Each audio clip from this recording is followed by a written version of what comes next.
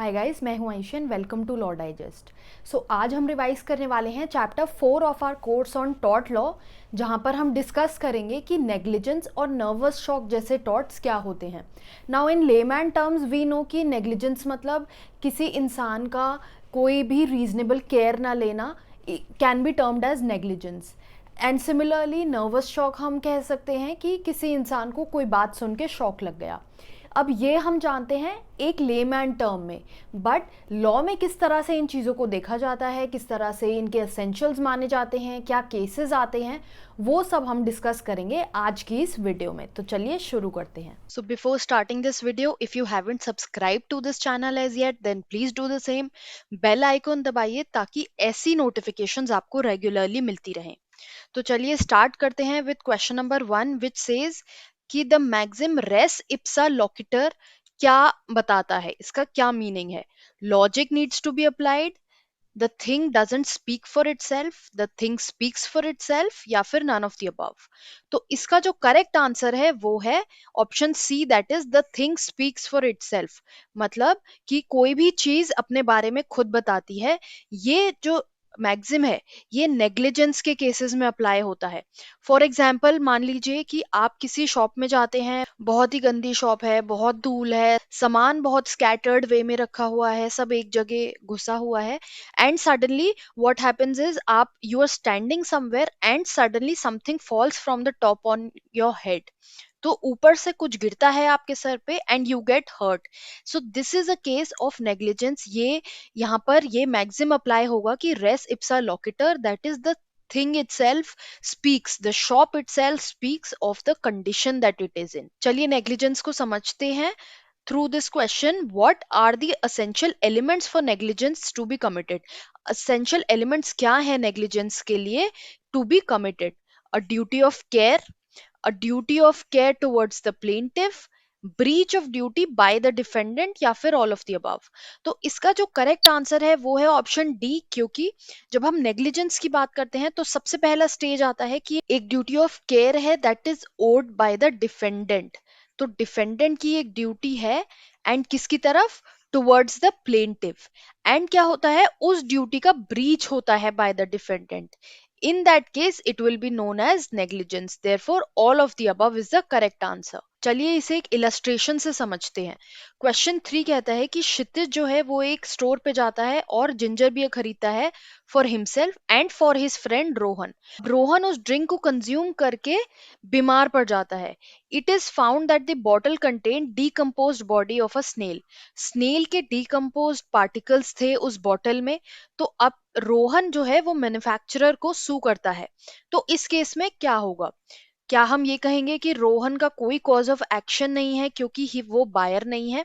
Cause of action एक legal term है, इसका मतलब ये होता है कि आप किसी के अगेंस्ट कोई सूट कब ला सकते हैं। कॉज ऑफ एक्शन आपका जो रीजन है एक्शन लाने का वो किस तरह से अराइज हो रहा है, वो अराइज हो रहा है या नहीं। तो यहाँ पर ऑप्शन ए कहता है क्योंकि रोहन ने ड्रिंक परचेज नहीं करी थी तो उसका कोई कॉज ऑफ एक्शन नहीं बनेगा टुवर्ड्स द मैन्युफैक्चरर, या फिर the manufacturer is guilty of negligence, या फिर द मैन्युफैक्चरर ओज ड्यूटी ओनली टुवर्ड्स क्षितिज, मतलब द बायर। क्षितिज ने क्योंकि ड्रिंक बाय करी थी तो मैन्युफैक्चरर की ड्यूटी सिर्फ बायर की तरफ है, या फिर you can say it's just a one time thing. तो जब हम इन ऑप्शंस को देखते हैं, तो जब हम नेग्लिजेंस की बात कर रहे हैं, as we have seen in the previous question, negligence होने के लिए what three essential elements are important? There is a duty of care, then that duty is towards the plaintiff, and there is a breach of duty। तो यहाँ पर manufacturer की एक duty थी towards the plaintiff, that is Rohan, and उस duty का breach हुआ है। नाउ लॉ कंसिडर्स कि आप सिर्फ आपकी ड्यूटी सिर्फ अपने बायर की तरफ नहीं है बल्कि ऑल नेबर्स की तरफ है। जो लोग आपका सामान कंज्यूम करके हर्ट हो सकते हैं उन सभी की तरफ आपकी ड्यूटी है, not just towards the buyers. So therefore the answer to this question will be option B, that is manufacturer जो है he is guilty of negligence। next question देखते हैं। डिफेंडेंट का जो सर्वेंट है वो एक गैस सिलेंडर ओपन कर रहा था एंड नेग्लिजेंटली उसने वो सिलेंडर खुला छोड़ दिया जिसकी वजह से द गैस लीक्ड, एंड बराबर में जो हाउस ऑफ प्लेंटिव था दैट कॉट फायर। तो इस केस में डिफेंडेंट की क्या लाइबिलिटी बनेगी? Defendants will be liable for mischief, no it is an inevitable accident, yes they are liable for negligence, no it is just a mistake। तो जब हम मिसचिफ की बात करें, मिसचिफ में यू हैव एन इंटेंशन, यहाँ पर फायर कॉज करने की कोई इंटेंशन नहीं थी, तो ये ऑप्शन गलत होगा। इनएविटेबल एक्सीडेंट भी नहीं होगा, बिकॉज ऐसे केसेस में क्या हुआ है, डिफेंडेंट का जो सर्वेंट है वो नेग्लिजेंटली उसने सिलेंडर खोला छोड़ा है। अगर हम हर चीज को इनएविटेबल एक्सीडेंट बना देंगे तो ऐसे केसेस में people will not take reasonable care in things. That is why यहाँ पर जो ऑप्शन करेक्ट है वो है yes they are liable for negligence, that is option C. आगे चलते हैं। स्कोफील्ड जो है वो एक जोक क्रैक करता है बरोज की वाइफ को, stating that Burrows lost his legs in a car accident. एक कार एक्सीडेंट में बरोज की लेग्स चली गई, ऐसा स्कोफील्ड बरोज की वाइफ को कहता है, जिसकी वजह से वाइफ को जो है नर्वस शॉक आ जाता है। अब इस केस में स्कोफील्ड लाइबल होगा या नहीं? Yes, no, it's only a joke. Yes, Schofield has a bad intention, or none of the above. अब इस केस में Schofield will be liable. Yes, Schofield will be liable because he has directly caused nervous shock to the wife. He could have reasonably apprehended कि क्योंकि wife एक close proximity relation में है अपने husband से, एंड ऐसे joke करने से she can be affected mentally. Therefore, the answer here is yes. Next देखते हैं। Five people were traveling on the roof of a bus. Suddenly the bus jolted and they fell down. Will the driver be liable? अब यहाँ पर options देखते हैं। Master is liable for the acts of the servant, यानी transportation जो company है वो liable होगी।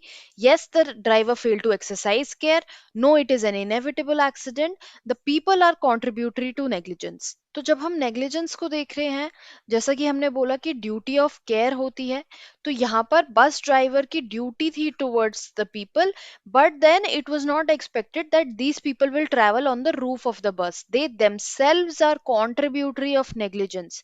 Therefore, option D is the correct answer. That is, people are contributory to negligence. Next question देखते हैं। A plaintiff जो है he leaned against the door of a train presuming कि door properly fastened है, properly बंद है, but वो ऐसा नहीं था and the plaintiff fell off. Will the railways be liable? No.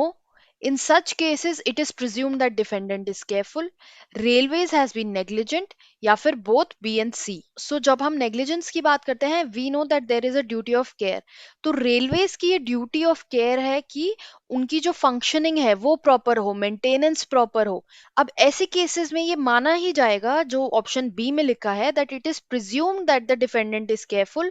आप रेलवेज जैसी एक ऑर्गेनाइजेशन चला रहे हैं, आपकी ट्रेन सप्लाई हो रही हैं, so it is expected that you have taken proper care with respect to the safety and security of the passengers.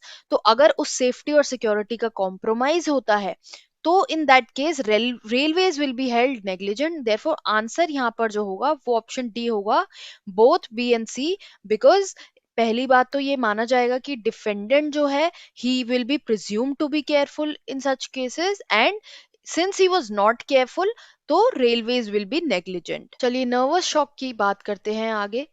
एक मदर है, she allowed her children to walk by themselves a little way in front of her. Road पे जा रहे हैं, mother ने बच्चों को आगे चलने दिया है, एंड क्या होता है, डिफेंडेंट का एम्प्लॉय जो है वो नेग्लिजेंटली एक लॉरी को रोड के साइड में सिक्योर कर देता है, बट क्या होता है वो एक हिल है और वो लॉरी रोल डाउन करके बच्चे को जो रोड पे चल रहा है उसको हर्ट कर देती है। So now the mother is coming from behind. Now she doesn't know what has happened. She is rushing towards the area and she is fearing कि उसके बच्चे को चोट ना लग गई हो। एंड साथ ही साथ वहां पर जो बाई स्टैंडर्ड्स होते हैं इस एरिया के अराउंड, तो वहां पर एक बाई स्टैंडर उस वुमन को कम्युनिकेट करता है कि a child has been injured, and what happens is the mother suffers mental injury, nervous shock हो जाता है। तो अब किस इस केस में ये लाइबिलिटी कैसे अराइज होगी? Defendant is not guilty, the mother herself has been negligent, या फिर defendant is guilty as nervous shock was foreseen, या फिर none of the above. Now the answer here will be option C because ये एक foreseen incident है कि अगर कोई बच्चा चल रहा है रोड पे तो it is expected कि अगर उसको कोई चोट आएगी तो उसकी मदर को हर्ट होगा, उसकी मदर को मेंटल इंजरी आ सकती है। नेक्स्ट देखते हैं, the defendant negligently backing a taxi cab ran into boy on the cycle whose mother was standing in on the window of the house, saw from a distance and got nervous shock. तो एक defendant अपनी एक car back कर रहा था and back करते हुए ही hit a child, and कुछ दूर उसका घर था जहां पर the mother of the child was standing there and watching from the window.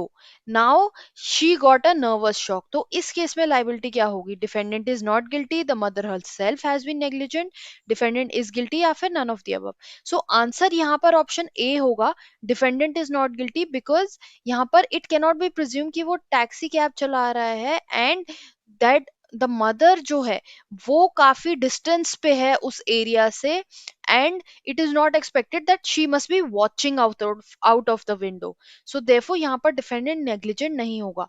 But इससे पहले वाले केस में क्या हुआ था कि the mother was right there at the place of incident and it was expected कि उसको injury आएगी because the incident is happening right in front of her. The distance is not that much, but यहाँ पर the distance is quite a lot. Next देखते हैं, which of the following are considered to be essentials of nervous shock? तो जैसे अभी हमने examples देखे उससे हम समझते हैं कि nervous shock के लिए essentials क्या हो सकते हैं। Necessary chain of causation between nervous shock and death or injury of one or more parties caused by the defendant's wrongful act. Defendant के किसी wrongful act से किसी को nervous shock लग जाना and as a result कोई death या injury होना. Then plaintiff जो है he is required to prove कि जो shock उसको हुआ है it has been caused by hearing or seeing something. Then proximity to the accident was sufficiently close in time and space.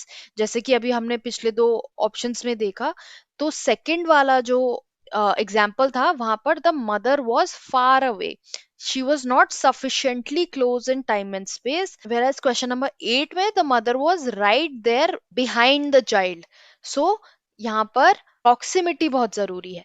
तो ये सारी ही चीजें जरूरी हैं नर्वस शॉक के लिए, कि एक कॉजेशन होना चाहिए between nervous shock and the injury, and वो प्लेन डिफेंडेंट के रॉन्गफुल एक्ट की वजह से होना चाहिए। Then plaintiff has to prove कि उसको जो शॉक लगा है वो कुछ देखने या कुछ सुनने से हुआ है, and also there is proximity to the accident. Therefore answer जो होगा यहाँ पे वो होगा option D, that is all of the above. So guys, in case you have any doubts or queries, do let me know in the comment section below.